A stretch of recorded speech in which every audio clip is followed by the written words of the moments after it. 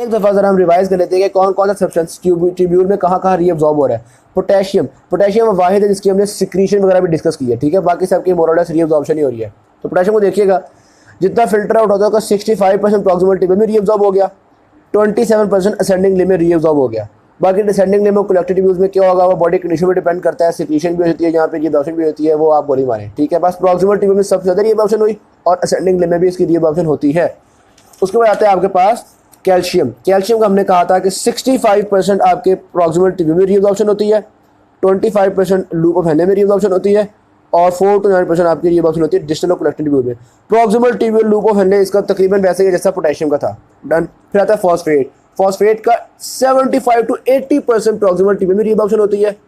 Loop of Henle को गोली मारो, 10% ऑलमोस्ट आपके डिस्टल ट्यूब्यूल वगैरह में रीअब्जॉर्प्शन होती है। और मैग्नीशियम देखिएगा, मैग्नीशियम की 25% प्रॉक्सिमल ट्यूब्यूल में हो रही है, 65% लूप ऑफ हेनले में हो रही है। बाकी सब में प्रॉक्सिमल ट्यूब्यूल में ज़्यादातर रीअब्जॉर्प्शन होती है, मैग्नीशियम की ज़्यादातर रीअब्जॉर्प्शन लूप ऑफ हेनले में हो रही है और बाकी डिस्टल ट्यूब्यूल में तो तकरीबन 5% ही है। गुड हो गई बात।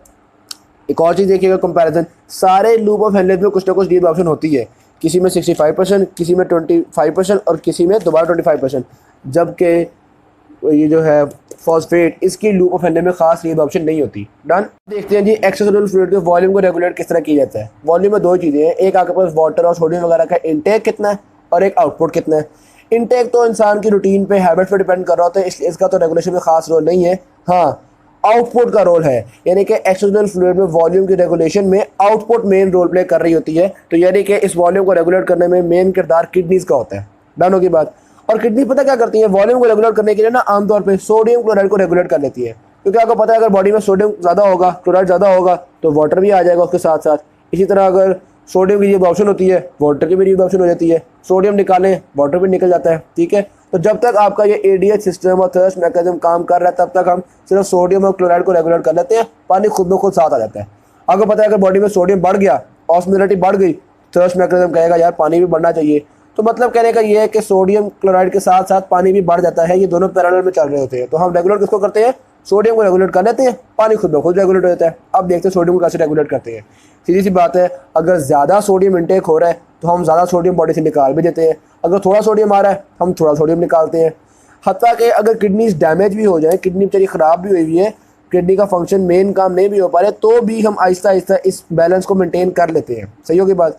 लेकिन अगर किडनी में इतना मसला बन गया कि ये बैलेंस मेंटेन नहीं हो पा रहा, तो फिर आपकी बॉडी में कुछ सिस्टमिक एडजस्टमेंट्स होती हैं जो कि बॉडी के लिए कभी कभी थोड़ी बहुत नुकसानदेह भी हो सकती है। जैसे मिसाल के तौर पे सोडियम का इंटेक बढ़ता जा रहा है, किडनी इतनी ख़राब हो गई है कि जितना सोडियम आ रहा है उतना सोडियम निकाल नहीं पा रही। अब क्या होगा, बॉडी का ब्लड वॉल्यूम बढ़ेगा, आर्टीरियल प्रेशर बढ़ेगा और प्रेशर के बढ़ने से हम धक्के से सोडियम निकाल देंगे। अब सोडियम तो बैलेंस हो गया है, प्रेशर के बढ़ने से जितना सोडियम आ रहा था उतना सोडियम तो निकलना शुरू हो गया, लेकिन इस प्रेशर के बढ़ने से आपकी ब्लड वेसल्स डैमेज हो जाती हैं, आपके हार्ट डैमेज हो जाता है, दूसरे ऑर्गन्स पे बुरे नतीजे आ सकते हैं। डाउनों की बात। तो अगर किडनीज बैलेंस ना कर पा रही हो तो फिर आपके पास सिस्टमिक एडजस्टमेंट आ जाती है, लेकिन सिस्टमिक एडजस्टमेंट का थोड़ा बहुत नुकसान होता है। अच्छा, किडनी बैलेंस किस तरह से करती है उसको भी हम देख लेते हैं। तो बेसिकली किडनी दो चीज़ों को रेगुलेट कर रही होती है, ग्लोमेरुलर फिल्ट्रेशन को और ट्यूबुलर रीअब्जॉर्प्शन को। वाटर के ग्लोमेरुलर फिल्ट्रेशन आपको पता है, नेफ्रॉन के अंदर एक दिन में टोटल जीएफआर देखा जाए तो 180 लीटर्स पर डे आपके पास फिल्टर आउट होकर आता है। इसमें से 178.5 लीटर रीअब्जॉर्ब हो जाता है और बाकी 1.5 लीटर आपके पास एक्सक्रीट हो जाता है, यूरिन बन जाता है, ठीक है। अगर ये थोड़ी सी ग्लोमेरुलर फिल्ट्रेशन थोड़ा सा बढ़ घट जाए तो जारी बात है यूरिन बहुत बड़ा डिक्रीज मिसाल के तौर पर ये 180 से 190 हो जाए, ये उतना ही रहे तो ये कितना हो जाएगा, जारी बात है ये तो आपके पास मेरा ख्याल है 10.5 लीटर, 11.5 लीटर हो जाएगा। तो ये तो 1.5 से 11 बहुत बड़ी चेंज आ गई, ठीक है। वेरी सिंपली अगर ग्लोमेरुलर फिल्ट्रेशन रेट सेम रहे लेकिन रीअब्जॉर्प्शन चेंज हो जाए, मिसाल के तौर पर रीअब्जॉर्प्शन 178 की बजाय 168 हो जाए, तो आपको पता है ये रीअब्जॉर्प्शन के लिए तो थोड़ी चेंज ही है, लेकिन यूरिन में बहुत बड़ा चेंज आ जाएगा। तो यानी कि ग्लोमेरुलर फिल्ट्रेशन रेट या रीअब्जॉर्प्शन थोड़ी सी भी चेंज हो तो आपके पास यूरिन में बहुत बड़ा चेंज आ जाता है। कंप्लीट हो गई बात। अच्छा, ग्लोमेरुलर फिल्ट्रेशन रेट या इसकी चेंजेस के बावजूद भी हम कई दफ़ा अपनी यूरिन को नॉर्मल रख लेते हैं। वो कैसे भाई, अगर जीएफआर थोड़ा बढ़ गया है तो किडनीज के कुछ और मैकेनिज्म्स भी होते हैं जो कि जीएफआर वगैरह को नॉर्मल करते हैं, जो कि यूरिन के एक्सक्रीशन को नॉर्मल करते हैं। वो कौन से मैकेनिज्म है, दो का जिक्र किया हुआ है, एक है ग्लोमेरुलर ट्यूबुलर फीडबैक मैकेनिज्म और एक है macular densa feedback mechanism. Glomerular tubular में क्या होता है, यहाँ पे हम कहते हैं कि जब जीएफआर बढ़ता है ना, मिसाल के तौर पे यहाँ पे बहुत ज़्यादा ब्लड फिल्टर आउट हो गया है, तो क्या होगा, इफरेंट आर्टरी में थोड़ा ब्लड आएगा, यानी कि पेरिटोबुलर कैपिलरी में थोड़ा ब्लड होगा। जब पेरिटोबुलर कैपिलरी में थोड़ा ब्लड होगा, थोड़ा प्रेशर होगा, तो ये ज़्यादा रीअब्जॉर्प्शन कर लेते हैं। तो यानी कि अगर फिल्ट्रेशन ज़्यादा हुई थी तो रीअब्जॉर्प्शन भी ज़्यादा हो गई, यूरिन का वॉल्यूम तकरीबन नॉर्मल रहेगा। तो यूरिन का वॉल्यूम नॉर्मल रखने के लिए पहला काम आपके पास ग्लोमेरुलर ट्यूबुलर फीडबैक हो गया, और दूसरा मैक्यूलर डेंसा फीडबैक। ये क्या करता है, आगे पर आपको पता है डिस्टल ट्यूब्यूल में होता है मैक्यूलर डेंसा, वो मैक्यूलर डेंसा फील करता है कि यार बहुत ज़्यादा पानी आ रहा है, बहुत ज़्यादा सोडियम आ रहा है। ये मैक्यूलर डेंसा आपके एफरेंट आर्टरियोज की कंस्ट्रिक्शन करवा देता है ताकि जीएफआर को थोड़ा सा कम किया जा सके। तो ये वो चीज़ें हैं कि अगर आपकी बॉडी का जीएफआर प्रॉपर नहीं जा रहा तो ये दूसरे मैकेनिज्म हैं जो कि आपके जीएफआर को नॉर्मलाइज करने में रोल प्ले करते हैं।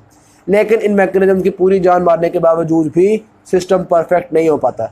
तो फिर आपके पास वो जो सिस्टमिक एडजस्टमेंट थी, प्रेशर का बढ़ जाना, ये वाले चक्कर भी चलेंगे सिस्टम को परफेक्ट करने के लिए। ये बातें तो यहाँ तो उन्होंने एक्सप्लेन की हुई थी।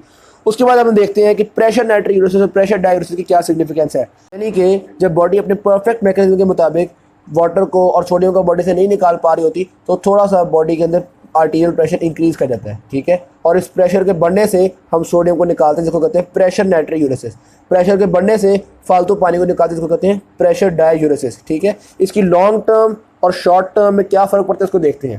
सबसे पहले देखते हैं शॉर्ट टर्म, यानी थोड़े अरसे के लिए अगर आपका आर्टीरियल प्रेशर बढ़े तो जाहिर बात है यूरिन भी बढ़ जाता है और इंसान का आर्टीरियल प्रेशर नॉर्मलाइज हो जाता है। जिस तरह आप देख सकते हैं आर्टीरियल प्रेशर 60 से बढ़ के 120 हो गया, तो 60 से बढ़ के जब 120 हुआ तो आपका यूरिन भी काफ़ी गुना इंक्रीज़ कर गया। पहले इतना था, फिर इतना हो गया, सही हो गई बात, तकरीबन मतलब कई टाइम्स इंक्रीज़ कर गया। तो ये तो है शॉर्ट टर्म में। लेकिन शॉर्ट टर्म में देखिएगा आर्टीरियल प्रेशर में अच्छी खासी चेंज आ सकती है, ठीक है। थोड़ी देर के लिए हो रहा है ना, जब थोड़ी देर के लिए ये आपके पास प्रेशर इंक्रीज़ करेगा, उससे आपके पास ग्लोमेरुलर फिल्ट्रेट बढ़ जाएगा, यूरिन एक्सक्रीशन बढ़ जाएगी और अल्टीमेटली प्रेशर नॉर्मल हो जाएगा। लेकिन अगर प्रेशर लॉन्ग टर्म इंक्रीज़ किया तो फिर तो थोड़ा सा भी प्रेशर इंक्रीज़ करने पे बहुत ज़्यादा काम हो जाता है। क्यों? क्योंकि जब लॉन्ग टर्म प्रेशर इंक्रीज होता है ना, तो लॉन्ग टर्म में ना सिर्फ प्रेशर नाइट्रिक यूरेसिस और प्रेशर डायूरेसिस होते हैं, बल्कि वहाँ पे फिर एंजियोटेंसिन 2 भी आ जाएगी अपना रोल प्ले करने के लिए, फिर एडीएच भी आ जाएगी, फिर एल्डोस्टेरोन भी आ जाएगी। तो इसलिए अगर ज़्यादा दौरानिए के लिए सिर्फ 10 mm Hg भी इंक्रीज़ किया ना आर्टीरियल प्रेशर, तो उस 10 mm पे बहुत ज़्यादा यूरिन वॉल्यूम इंक्रीज़ कर जाएगा। इसलिए आप देखते हैं इसकी कर्व बहुत स्ट्रेट बन रही है, ठीक है, कि थोड़े से भी आर्टीरियल प्रेशर चेंज पे बहुत ज़्यादा यूरिन का वॉल्यूम इंक्रीज हो जाता है। यानी कि हम आर्टीरियल प्रेशर को बहुत अच्छा रेगुलेट करते हैं, थोड़ा सा भी कम ज़्यादा नहीं होने देते। तो इन दोनों ग्राफ से क्या पता चला, थोड़े दौरानिए के लिए आर्टीरियल प्रेशर थोड़ा बहुत कम ज़्यादा हो सकता है, लेकिन लॉन्ग टर्म हम इसको कम ज़्यादा बिल्कुल भी नहीं होने देते। यानी कि चंद घंटों के लिए तो थोड़ा बहुत ऊपर नीचे हो सकता है, लेकिन अगर आप कहीं 2 दिन के लिए आर्टीरियल प्रेशर बढ़ गया, ऐसी बात नहीं होती, क्योंकि 2 दिन के अंदर अंदर फिर आपका एंजियोटेंसिन, एल्डोस्टेरोन, एडीएच सारे काम करते हैं और यूरिन को इतना इंक्रीज कर लेते हैं कि आर्टीरियल प्रेशर बिल्कुल नॉर्मल हो जाए। कंप्लीट हो गई बात। अच्छा, ये जो प्रेशर नाइट्रिक यूरेसिस है, प्रेशर डायूरेसिस है, ये बहुत सारी चीज़ों को नॉर्मल रखता है। आपके कार्डिक आउटपुट को, वॉल्यूम्स को, इन सारी चीज़ों को नॉर्मल रखता है। वो देखते हैं किस तरह से। सीधी सी बात है, अगर एक बंदे ने बहुत सोडियम खा लिया है, उसकी बॉडी में सोडियम इंक्रीज कर गया, ठीक है, वाटर इंक्रीज कर गया, एक्यूमुलेशन ऑफ वाटर हो गया, तो क्या होगा, टेम्पररीली, ठीक है, एक्यूट बात कर रहे हैं हम, टेम्पररीली एक्यूमुलेशन ऑफ फ्लूइड हो गया बॉडी में। जब बॉडी में फ्लूइड बढ़ेगा तो ये मतलब ब्लड वॉल्यूम बढ़ जाएगा, एक्स्ट्रा सेलुलर फ्लूइड का वॉल्यूम बढ़ जाएगा। ब्लड वॉल्यूम बढ़ने से मीन सर्कुलेटरी फिलिंग प्रेशर बढ़ जाएगा। वेरी सॉरी, ये आगे पास है मिसाल के तौर पे हार्ट। जब मीन सर्कुलेटरी फिलिंग प्रेशर बढ़ता है तो वीनस रिटर्न भी इंक्रीज कर जाता है। जब वीनस रिटर्न इंक्रीज करता है तो हमने पढ़ा हुआ है हार्ट में जितना ब्लड आता है उतना ही ब्लड निकलता है, यानी कि वीनस रिटर्न इंक्रीज करेगा तो कार्डिक आउटपुट भी इंक्रीज कर जाएगा। जब कार्डिक आउटपुट इंक्रीज करेगा यानी हार्ट ज़्यादा ब्लड पंप कर रहा है तो आर्टीरियल प्रेशर भी इंक्रीज कर जाएगा, और जब आर्टीरियल प्रेशर इंक्रीज करेगा तो ज़ाहिर बात है किडनीज़ में प्रेशर डायूरेसिस के तहत ज़्यादा एक्सक्रीशन होगी, ज़्यादा पानी को निकाला जाएगा। ज़्यादा पानी को निकाला जाएगा तो ब्लड वॉल्यूम नॉर्मलाइज हो जाएगा। तो मकसद अचीव हो गया। मसला क्या बना था, आपके पास एक्यूमुलेशन ऑफ फ्लूइड हो गई थी और एंड में आपने एक्स्ट्रा फ्लूइड को निकाल दिया, एक्सेस फ्लूइड को निकाल दिया, क्योंकि आर्टीरियल प्रेशर बढ़ गया था, प्रेशर डायूरेसिस से आपने एक्सेस फ्लूइड को निकाल दिया। तो ये ओवरऑल हमने देखा वेरी सॉरी कि प्रेशर नाइट्रिक यूरेसिस और डायूरेसिस ने मिला के आपके कार्डिक आउटपुट को भी नॉर्मल रखने में रोल प्ले किया, आर्टीरियल प्रेशर को भी नॉर्मल रखने में रोल प्ले किया। क्योंकि अगर हम ये एक्स्ट्रा पानी को ना निकालते तो ये सारी चीज़ें इंक्रीज करके रखती। अगर ये हम एक्स्ट्रा पानी ना निकालते तो ब्लड वॉल्यूम भी बढ़ा रहता, सर्कुलेटरी फिलिंग प्रेशर बढ़ा रहता, venous return, arterial pressure, cardiac output, ये सारी चीज़ें बढ़ी रहती। तो हम वाटर को रेगुलेट करके इन सारी चीज़ों को रेगुलेट कर लेते हैं। डालो के बाद वेरी सिमिलरली अगर वाटर की कमी होगी तो ये सारा कुछ ऑपोजिट होगा, ब्लड वॉल्यूम कम हो जाएगा, फिलिंग प्रेशर कम हो जाएगा, वेनस रिटर्न कम हो जाएगा, कार्डियक आउटपुट कम हो जाएगा, आर्टीरियल प्रेशर कभी कम हो जाएगा, यूरिन की फॉर्मेशन भी कम हो जाएगी और हम बॉडी के अंदर वाटर को रिटेन कर लेंगे।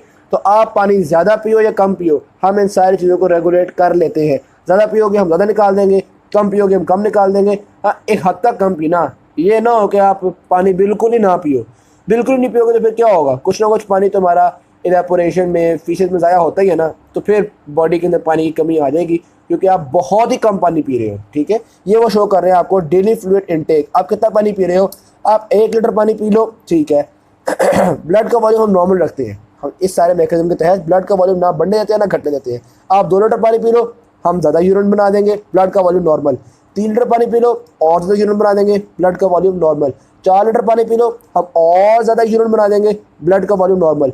अच्छा, लेकिन कम कम कम करते करते अगर आपने आधा लीटर से भी कम पानी पिया तो यार हम कुछ ना कुछ तो यूनिट बनाना ही पड़ेगा ना यार, सोल्यूट्स वगैरह को बॉडी से निकालने के लिए। तो फिर आपकी बॉडी के अंदर पानी की कमी होना शुरू हो जाएगी, अल्टीमेटली डेथ भी हो सकती है। तो बस एक हद तक पानी पी लो, उससे ज़्यादा फिर जितना मर्जी पानी आप पियो, हम ज़्यादा यूरिन बना लेंगे, हम ब्लड वॉल्यूम को नॉर्मलाइज रख लेते हैं। डालो के बाद ये बात जो यहाँ तक उन्होंने एक्सप्लेन की हुई थी। अच्छा, बस सॉल्ट सेंसिटिविटी ये देखिएगा यहाँ पे क्या कॉन्सेप्ट डिस्कस किया है।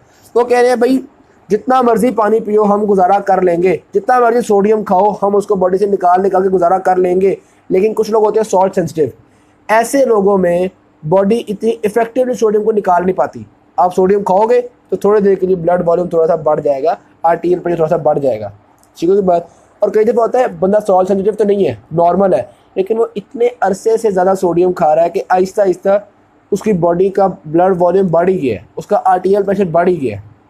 ठीक है, तो बहुत लॉन्ग टर्म अगर आपने सोडियम का इंटेक, वाटर का इंटेक ज़्यादा रखा है तो फिर उससे आपकी बॉडी थोड़ी बहुत सॉल्ट सेंसिटिव हो जाती है, थोड़ा बीपी का पेशेंट हो जाता है बंदा, हाइपरटेंशन फेस करनी पड़ती है। यहाँ तक ये बातें डिस्कस हुई थी। आगे आती है effectiveness of blood volume. Garden जब वो शोखे में मार रहा है कि देखा कितना इफेक्टिव सिस्टम है, थोड़ा सा भी वाटर इंक्रीज हो तो बहुत ब्लड वॉल्यूम इंक्रीज हो जाता है, और ब्लड वॉल्यूम को थोड़ा सा भी इंक्रीज हो तो कार्डियक आउटपुट बहुत बढ़ जाती है, आर्टीरियल प्रेशर बहुत बढ़ जाती है, और हम यूरिन ज़्यादा बढ़ा के तो वाटर को नॉर्मलाइज कर लेते हैं। देखा कितना इफेक्टिव सिस्टम है। तो बस यही वाली बात की है भी यहाँ पे। हाँ, फिर आगे एग्जाम्पल उन्होंने दी हुई है कि मिसाल के तौर पे किसी बंदे को हैमरेज हो जाए। हैमरेज में क्या होता है, बिल्कुल इंटरनल ब्लीडिंग हो गई है, ब्लड का वॉल्यूम कम हो गया है, तो हम क्या करते हैं, हम उसके अंदर ब्लड मतलब वाटर को इंक्रीज़ करते रहते हैं, मतलब उसके अंदर चाहे आरबीसी की चाहे कमी हो लेकिन ब्लड का वॉल्यूम हम नॉर्मल रख लेते हैं उसके अंदर, क्योंकि हम वाटर को रीअब्जॉर्ब कर करके वाटर को ब्लड में इंक्रीज़ कर करके ब्लड का वॉल्यूम हम नॉर्मलाइज कर लेते हैं। ये इतना इफेक्टिव सिस्टम है। क्या होगा भाई, ब्लड का वॉल्यूम कम होगा तो कार्डियक आउटपुट कम हो जाएगा, आरटीएल प्रेशर कम हो जाएगा, यूरिन फॉर्मेशन कम हो जाएगी, वाटर की रिटेंशन हो जाएगी, ब्लड वॉल्यूम नॉर्मलाइज हो जाएगा। तो ये वही बातें हैं। अच्छा, अब बड़ी इंटरेस्टिंग चीज़ आती है, ये बड़ा इंटरेस्टिंग टॉपिक है। अभी तक हम देख रहे हैं एक्स्ट्रा सेलुलर फ्लूइड को हमने रेगुलेट कर लिया, एक्स्ट्रा सेलुलर फ्लूइड का वॉल्यूम रेगुलेट कर लिया। एक्स्ट्रा सेलुलर फ्लूइड में फर्दर आपके पास 2 कंपार्टमेंट्स हैं। आपको पता है सेल्स के दरमियान में जगह होती है, ये इंटरस्टिशियल फ्लूइड जिसको हम कहते हैं, ये भी सारा एक्स्ट्रा सेलुलर फ्लूइड में आता है।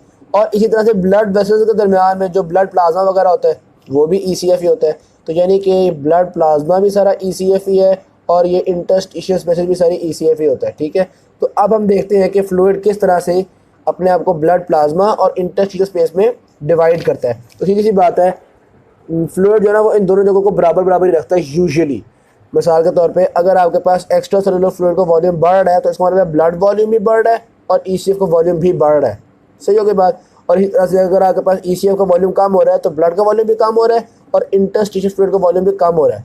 हाँ, कुछ वजूहत होती है जिसमें आपके पास एक्सेप्शन बन जाती है। क्या वजूहत, मिसाल के तौर पे ये जो आपके पास इंटरस्टिशियल स्पेस थी, यहाँ पता है ना लिम्फ फ्लो भी होता है।